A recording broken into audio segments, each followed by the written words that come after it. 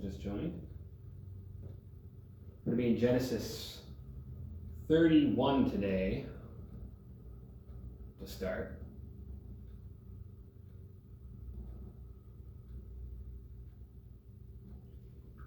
Genesis 31.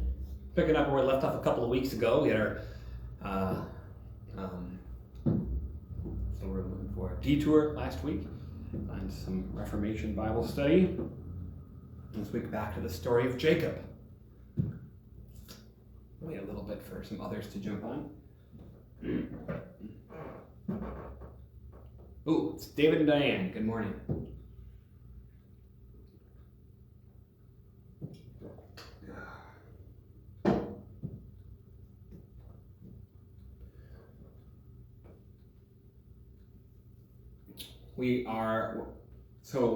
I had mentioned before that you can kind of divide the story of Jacob up into a few sections, and this is really like the third main section. We had what appears to be 20 years, the first 20 years of his life, all about his manipulations, his striving to get what he wants, his cheating, his supplanting, right, getting him nothing. And then we talked about the next 20 years. And the way we know that's 20 years is actually in our text today. It's going to mention that it was 20 years that Jacob spent there with Laban. 14 years where he's serving for his daughters, 6 years where he's serving for the flock. And that's all about, sin and Laban trying to cheat and supplant Jacob. Laban doing the same things to Jacob that Jacob did to others, and yet God using that. Think about the parallel there. All of Jacob's attempts to cheat and supplant and to manipulate and get what he wants got him nothing. But then through Laban's attempts to do that to Jacob, God gives Jacob everything. So now it's the end of that next 20-year period, and this next story, which obviously doesn't take place over a period of 20 years, but it kind of is the last section, bringing this kind of story arc of the main part of Jacob's life to a close. Obviously, Jacob's not anywhere close to being dead. He's about 40 years old at this point, and there's a lot more to his story, but after this, and then a few other, kind of tidbits, the main character in the book of Genesis is going to switch from Jacob to Joseph. So anyway, chapters 31 to 33 in Genesis, that's where we are today. I'll read the first 3 verses. Now Jacob heard that the sons of Laban were saying, Jacob has taken all that was our father's, and from what was our father's he has gained all his wealth. And Jacob saw that Laban did not regard him with favor as before. Then the Lord said to Jacob, return to the land of your fathers and to your kindred, and I will be with you. Jealousy. Remember before, Laban admitted that he realized he had become wealthy because of Jacob. And it's why he didn't want Jacob to leave after he had served him for his daughters, because he didn't want to lose this cash cow, right? It's not clear to me. I think there's some hyperbole going on. There's going to be a couple of places in this where Laban or his servants seem to suggest that Laban has lost everything. I don't think that's true. I'm pretty sure that they're hyperbolizing. They used to be very wealthy, and now they've lost much of their wealth to Jacob, and so then they're exaggerating how much they've lost, and they're jealous of him. Even though, think about this, he's mad at Jacob because Jacob is wealthier than him, even though it's Laban who has been repeatedly tricking, cheating, and trying to steal, essentially, from Jacob in all these different ways. Verses 4 to 16. So Jacob sent and called Rachel and Leah into the field where his flock was, and said to them, I see that your father does not regard me with favor as he did before, but the God of my father has been with me. You know that I have served your father with all my strength, yet your father has cheated me and changed my wages 10 times. But God did not permit him to harm me. If he said, the spotted shall be your wages, then all the flock bore spotted. And if he said, the striped shall be your wages, then all the flock bore striped. Thus God has taken away the livestock of your father and given them to me. In the breeding season of the flock I lifted up my eyes and saw in a dream that the goats that made with the flock were striped, spotted, and mottled. Then the angel of God said to me in a dream, Jacob. And I said, here I am. And he said, lift up your eyes and see. All the goats that made with the flock are striped, spotted, and mottled. For I have seen all that Laban is doing to you. I am the God of Bethel, where you anointed a pillar and made a vow to me. Now arise, go out from this land and return to the land of your kindred. Then Rachel and Leah answered and said to him, "Is there any portion or inheritance left to us in our father's house? Are we not regarded by him as foreigners? For he has sold us, and he has indeed devoured our money. All the wealth that God has taken away from our father belongs to us and to our children. Now then, whatever God has said to you, do." So, good morning, Heidi. So notice that this, again, Jacob is going on God's word here. God's the one that said to him, "I'll be with you. You go to this other land, you go to Laban, and I'll be with you, and I'll bless you, and I'll multiply you, and I'll make you rich." And now God has done that. And so now God says, "Jacob, time to leave, time to go back. Just like I told you, I would bring you back to this land." And notice how Jacob mentions he's the God of Bethel, where God had appeared to him when he was sleeping on that rock. And Jacob called that place Bethel, which means house of God. For he says, "Surely the Lord was in this place, and I did not know it." And his wives, they recognize this. They don't appear to have much love for their father. And I suppose that makes sense because he doesn't appear to be a great dude. And they say, "Yeah, whatever God has told you to do, we'll go with you. We'll do it with you." And we're going to bring that idea back again here in a little bit. Verses 17 to 24. "So Jacob arose and set his sons and his wives on camels. He drove away all his livestock, all his property that he had gained, the livestock in his possession that he had acquired in Paddan Aram, to go to the land of Canaan to his father Isaac. Laban had gone to shear his sheep, and Rachel stole her father's household gods. And Jacob tricked Laban, the Aramean, by not telling him that he intended to flee. He fled with all that he had and arose and crossed the Euphrates and set his face toward the hill country of Gilead. When it was told Laban on the third day that Jacob had fled, he took his kinsmen with him and pursued him for 7 days and followed close after him into the hill country of Gilead. But God came to Laban the Aramean in a dream by night and said to him, 'Be careful not to say anything to Jacob, either good or bad.'" So Jacob's being a little bit tricky again, but not in order to harm Laban. He's just worried that Laban's going to be mad, and he's worried that Laban is going to try to physically stop him, which obviously was a legitimate concern. Indeed, Laban is mad. He clearly, I think, is intending to go and attack Jacob, his own son-in-law and family, which is obviously crazy, but God warns him not to. Now, I want you to think about this for a second, too, with Rachel stealing the idols. That's going to come up again a little bit later when Laban's searching for them, but think about how foolish this is. And this is what idolatry is always like. What good did these idols do for her father? Right? Why does she want them? Her father's had these idols, and what has happened to her father?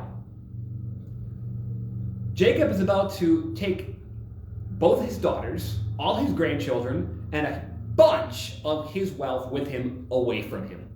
We're going to come back to this again. Laban's going to end up, in a lot of ways, bereft. This is what his idols did for him. Meanwhile, they know about the true God. They've heard about him from Jacob, probably from others as well. This is the God who had made Jacob these promises, and they've seen that God do all these things. So why on earth does Rachel care so much about these idols that she steals them from her father to bring along? Why would she even want them? They're obviously useless.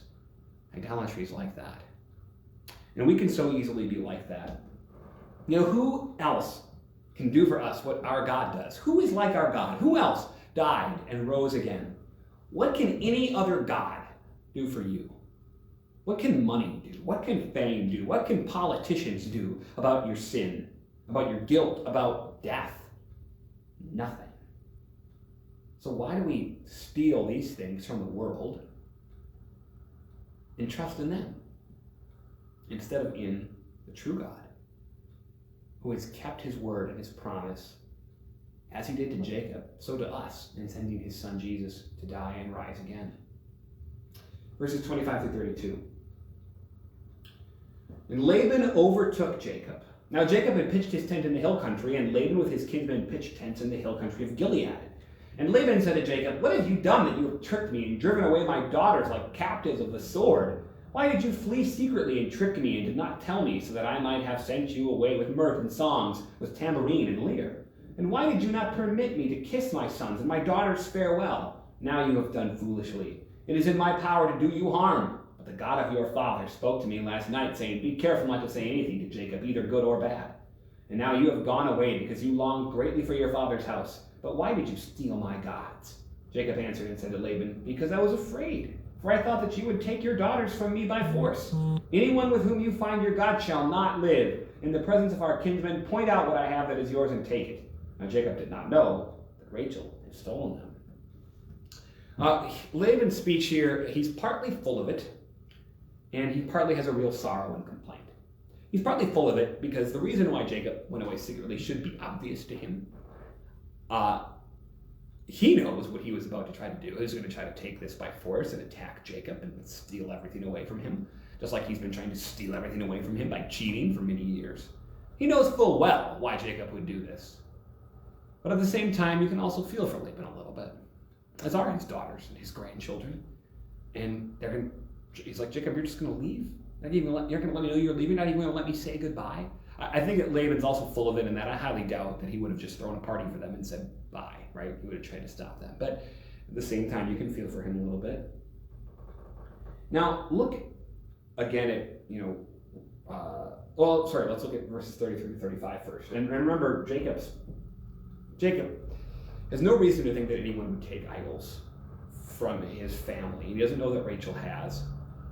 And so maybe it's not really a foolish oath at all, because, Moses' law, which obviously isn't around yet, but Moses' law dictates death for idolatry. But Rachel obviously won't be found out. Verses 33 to 35. So Laban went into Jacob's tent and into Leah's tent and into the tent of the two female servants, but he did not find them. And he went out of Leah's tent and entered Rachel's. Now Rachel had taken the household gods and put them in the camel's saddle and sat on them. Laban felt all about the tent, but did not find him. And she said to her father, let not my lord be angry that I cannot rise before you, for the way of women is upon me. So he searched, but did not find the household gods. So she uses her period as an excuse to hide the idols. She's being tricky herself. Again, such foolishness to care about these idols so much. Now look at what Jacob's going to say to Laban, verses 36 to 42. Then Jacob became angry and berated Laban. Jacob said to Laban, what is my offense? What is my sin that you have hotly pursued me? For you have felt through all my goods. What have you found of all your household goods? Set it here before my kinsmen and your kinsmen, that they may decide between us two. These 20 years I have been with you. Your ewes and your female goats have not miscarried, and I have not eaten the rams of your flock. What was torn by wild beasts, I did not bring to you. I bore the loss of it myself. From my hand you required it, whether stolen by day or stolen by night. There I was. By day the heat consumed me, and the cold by night, and my sleep fled from my eyes. These 20 years I have been in your house. I served you 14 years for your 2 daughters, and 6 years for your flock, and you have changed my wages 10 times. If the God of my father, the God of Abraham, and the fear of Isaac had not been on my side, surely now you would have sent me away empty-handed. God saw my affliction and the labor of my hands, and rebuked you last night. That is quite a rebuke from Jacob, and he is entirely right. Laban deserves this. Jacob points out that he has taken all that is Laban's, but not by cheating or anything else. Jacob worked fairly. The only one who cheated was Laban. God bless Jacob anyway. Jacob also realizes that Laban would have come and taken it all away again if God had not been on his side and warned Laban and rebuked him to keep him from doing it. Now, verses 43 to 55. Then Laban answered and said to Jacob, the daughters are my daughters, the children are my children, the flocks are my flocks, and all that you see is mine. But what can I do this day for these my daughters or for their children whom they have borne? Come now, let us make a covenant, you and I, and let it be a witness between you and me. So Jacob took a stone and set up a pillar. And Jacob said to his kinsmen, gather stones. And they took stones and made a heap, and they ate there by the heap. Laban called it Jegar Sahaduthu, but Jacob called it Gilead. By the way, both of those words mean heap of witnesses. Jegar Sahadutha is in Aramaic, and Galid, sorry, not Gilead, but Galid is in Hebrew. Laban said, this heap is a witness between you and me today. Therefore he named it Galid and Mizpah. Mizpah, by the way, means watchpost. For he said, the Lord watch between you and me when we are out of one another's sight. If you oppress my daughters, or if you take wives besides my daughters, although no one is with us, see, God is witness between you and me. Then Laban said to Jacob, see this heap and the pillar which I have set between you and me. This heap is a witness, and the pillar is a witness, that I will not pass over this heap to you, and you will not pass over this heap and this pillar to me to do harm. The God of Abraham and the God of Nahor, the God of their father, judge between us. So Jacob swore by the fear of his father Isaac. And Jacob offered a sacrifice in the hill country and called his kinsmen to eat bread. They ate bread and spent that night in the hill country. Early in the morning Laban arose and kissed his grandchildren and his daughters and blessed them. Then Laban departed and returned home. Laban is a jerk, but you also kind of feel bad for him. Think how lonely he will now be. This is a sad story. He brought it on himself, but how easily that can happen. When our sins and our greed and our impenitence can drive people away from us, drive away our loved ones, we end up alone. The other part of this is the covenant that they make. This is a covenant of peace. Here too, God is blessing Jacob. Instead of this fight, this war that could have happened between the two, they decide to make this covenant with this pillar, saying we're not going to cross this pillar in order to do harm to each other, to go and fight each other. And they swear by the God. Notice it said that by the God of Abraham and the God of Nahor. Remember, Abraham and Nahor are brothers, and I believe, if I'm remembering correctly, that Laban would be the son of Nahor, or maybe the grandson. I think he's the son of Nahor.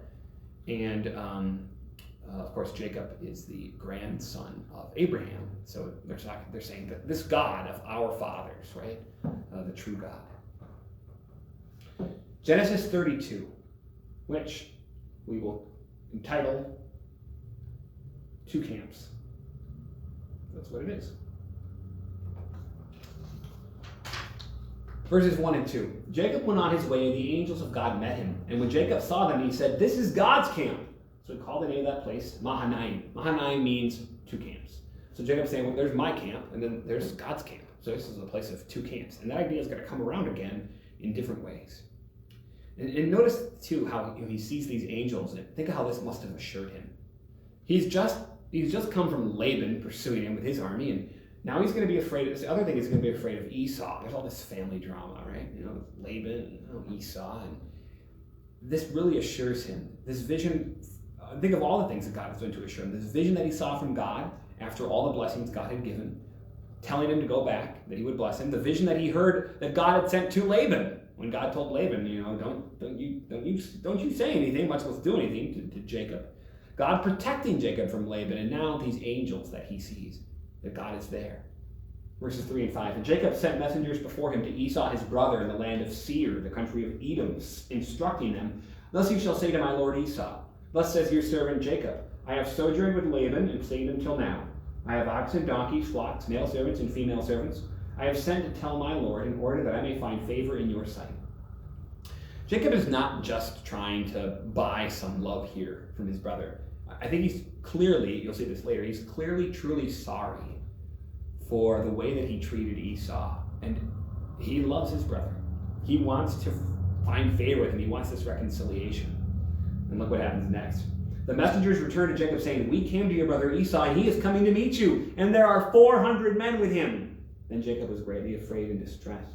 He divided the people who were with him and the flocks and herds and camels into two camps, thinking if Esau comes to the one camp and attacks it, then the camp that is left will escape. So notice the two camps again, and he's going to make reference to this later.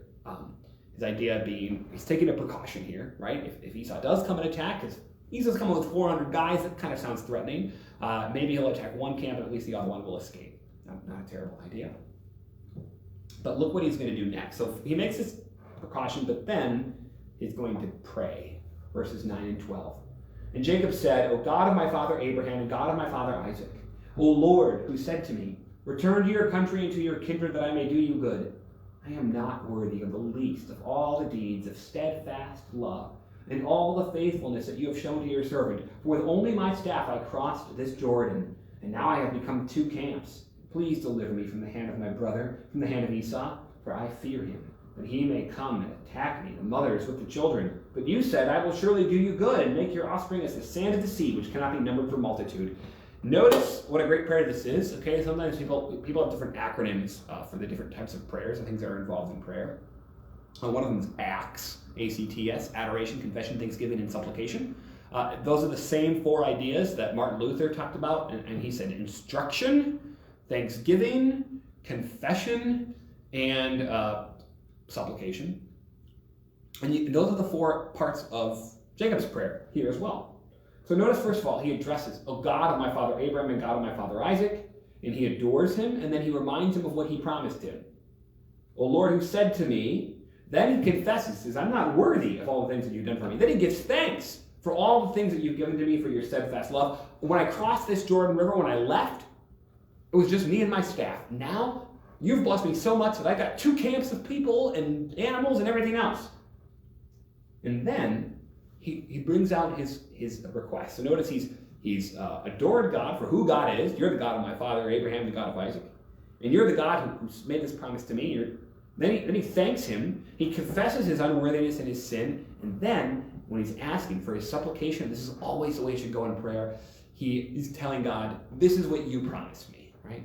Give me what you promised me. You said I'll surely do you good," etc. And he asks for this because of his fear. He says, "I'm afraid of my brother Esau. Please deliver me from his hand because you promised this to me." Then, verses 13 to 21, he's going to send these gifts. So it says he stayed there the night, and he sent these gifts to his brother Esau, and he sent them in like rows. So 200 female goats and 20 male goats, 200 ewes and 20 rams, 30 milking camels and their calves, 40 cows and 10 bulls, 20 female donkeys and 10 male donkeys. This sounds like that thing in Aladdin where he comes with like Prince Ali and all this parade of animals.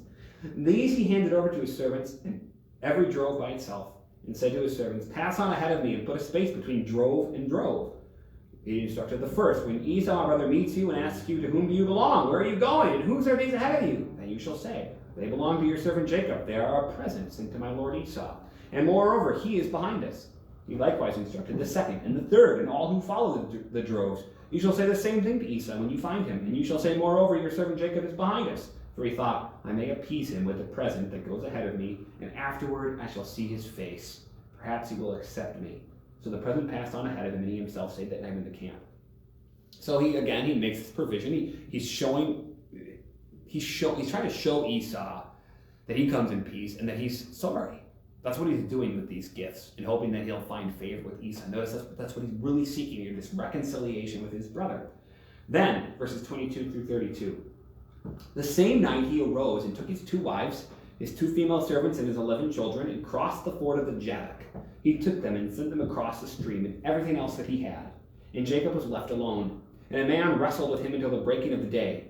When the man saw that he did not prevail against Jacob, he touched his hip socket, and Jacob's hip was put out of joint as he wrestled with him. Then he said, 'Let me go, for the day has broken.' But Jacob said, 'I will not let you go unless you bless me.' And he said to him, 'What is your name?' And he said, 'Jacob.' Then he said, 'Your name shall no longer be called Jacob, but Israel.' By the way, Israel means strives with God. 'For you have striven with God and with men, and have prevailed.' Then Jacob asked him, 'Please tell me your name.' And he said, 'Why is it that you ask my name?' And by the way, in many versions here, we have him saying, 'Why do you ask my name, seeing that it is wonderful?' There he blessed him. So Jacob called the name of the place Peniel, which means the face of God, saying, 'I have seen God face to face, and yet my life has been delivered.' The sun rose upon him as he passed Peniel, limping because of his hip. Therefore, to this day, the people of Israel do not eat the sinew of the thigh that is on the hip socket, because he touched the socket of Jacob's hip on the sinew of the thigh." By the way, they're missing out, right? Chicken thighs, it's good eating. And they don't eat it because of that. This is really perfect picture here of what prayer is. That's what's happening. Jacob has made his prayer, and now he's going to spend the night in this physical wrestling match, which is this sort of physical version of prayer. And notice he has the gall to hold on to this guy. He knows the other guy's stronger. He knows the other guy won't stop. This other guy shows that he has the power to touch Jacob's hip socket and put it out of joint, because this other guy is God. This would be the pre-incarnate Christ, the second person of the Trinity, God himself. And Jacob realizes this, and he will not let go. He says, "I won't let go unless you bless me." That's what prayer does. We hold on to God, we wrestle with God, and we say, "I'm not going to stop, and I'm not going to let go until you give me what you promised." And that's how Jacob gets his new name. This is where his story is really starting to come full circle here. Remember, he was called Jacob because he was grabbing hold of his brother's foot. and wouldn't let go. And he was called Jacob as in the supplanter, right? He's wrestling with his brother. And then that's the story of his life for a while. But now, instead, he's going to wrestle with God. And he won't let go of God. And he says, I won't let go unless you bless me. And God does. And so he gains his name, Israel. Wrestles with God. No longer the cheater, the supplanter, but the wrestler. And let's see what the outcome of this is. Sorry, next chapter. Chapter 33. Verses 1 through 3. And Jacob lifted up his eyes and looked, and behold, Esau was coming, and 400 men with him. So he divided the children among Leah and Rachel and the 2 female servants, and he put the servants with their children in front, and Leah with her children, and Rachel and Joseph last of all. He himself went on before them, bowing himself to the ground 7 times until he came near to his brother. So after all the flocks that he sent his presents, now he's sending his children and wives out to meet Esau as well. Verses 4, on the wrong one there. Verse 4. But Esau ran to meet him and embraced him and fell on his neck and kissed him, and they wept. What a beautiful word. What a beautiful picture. This reconciliation between these brothers. All these years wondering, for a while Esau must have been angry, and obviously at some point he's forgiven his brother. And Jacob, with this guilt that he's had and this rift between them, and now he's worried. Is his brother going to try to kill him? He just wants to see his brother's face and to be forgiven and to be reunited, and that it happens so easily, so quickly. What a beautiful thing that reconciliation is. I mean, what a picture to us of what God has done for us. God was in Christ reconciling the world to himself. It's like in the parable of the prodigal son, right? The father sees him coming from far away. He runs to meet him. The son is thinking, the father's going to be mad at me, and he's got the speech prepared, and the father cuts him off in the middle of his speech and hugs him and kisses him and weeps over him and puts the cloak on him. And so this forgiveness is God-like. Forgiveness is always this picture of God. And I think that's what's going on with Jacob's next words here, verses 5 through 11. And when Esau lifted up his eyes and saw the women and children, he said, Who are these with you? Jacob said, The children whom God has graciously given your servant. Then the servants drew near, they and their children bowed down. Leah likewise and her children drew near and bowed down. And last, Joseph and Rachel drew near, and they bowed down. Esau said, What do you mean by all this company that I met? Jacob answered, To find favor in the sight of my Lord. But Esau said, I have enough, my brother. Keep what you have for yourself. Jacob said, No, please. If I have found favor in your sight, then accept my present from my hand. For I have seen your face, which is like seeing the face of God, and you have accepted me. Please accept my blessing that is brought to you, because God has dealt graciously with me, and because I have enough. Thus he urged him, and he took it. Notice that phrase, I have seen your face, which is like seeing the face of God. Because in seeing Esau's face and this reconciliation and this love, he has seen God's promise fulfilled to him. And he has seen this forgiveness, which is like God's forgiveness. Verses 13 to 21. Verses 12 to 20. Then Esau said, Let us journey on our way, and I will go ahead of you. But Jacob said to him, My Lord knows that the children are frail, and that the nursing flocks and herds are a care to me. If they are driven hard for one day, all the flocks will die. Let my Lord pass on ahead of his servants, and I will lead on slowly at the pace of the livestock that are ahead of me, and at the pace of the children, until they come to my Lord in Seir. So Esau said, Let me leave with you some of the people who are with me. But he said, What need is there? Let me find favor in the sight of my Lord. So Esau returned that day on his way to Seir, but Jacob journeyed to Succoth, and built himself a house and made booths for his livestock. Therefore the name of the place is called Succoth. And Jacob came safely to the city of Shechem, which is in the land of Canaan, on his way from Paddan Aram, and he camped before the city. And from the sons of Hamor, Shechem's father, he bought for 100 pieces of money the piece of land on which he had pitched his tent. There he erected an altar and called it El Elohe Israel, which means God, the God of Israel. So notice here, again, how it's coming full circle. He's met his brother. It's like seeing the face of God. This reconciliation has happened. God has brought him back, just like he said. He left with nothing but his staff. He left afraid of his brother. He left having spent those first 20 years of manipulations and cheating and everything else, and got him nothing. And now God, in these next 20 years, has given him everything. He's given him these wives and these children, these riches. And now he brings him back, just like he said. He keeps him safe. He gives him this reconciliation with his brother, and it's just, kind of this happy ending to this story. And that's why this is sort of the close. There's going to be a few smaller stories here with Jacob and his children before it transitions to the next main section, which is Joseph, and we'll look at some of those smaller sections next week. But this is basically the close of the main focus on Jacob. And it's those 3 parts. The first 20 years, his manipulations and strivings getting him nothing. The second year, 20 years, everybody else sinning and manipulating him, and God blessing him anyway. And then this last little section where it all comes to a close with him coming back like God said, building this our altar. Because remember, he had said, if you bring me back here, you will be my God. He made that vow. And God did it. Jacob said, if you do what you just promised me, you're my God. You're the God for me. God did everything he promised to Jacob because of his grace. And so Jacob built this altar saying, you're the God of Israel. You're my God. And the God of his descendants and our God. The God who does what he promises, no matter what other people are doing. The God of reconciliation, the God of love, the God of forgiveness. All right, well, we'll talk next week. Lord be with you.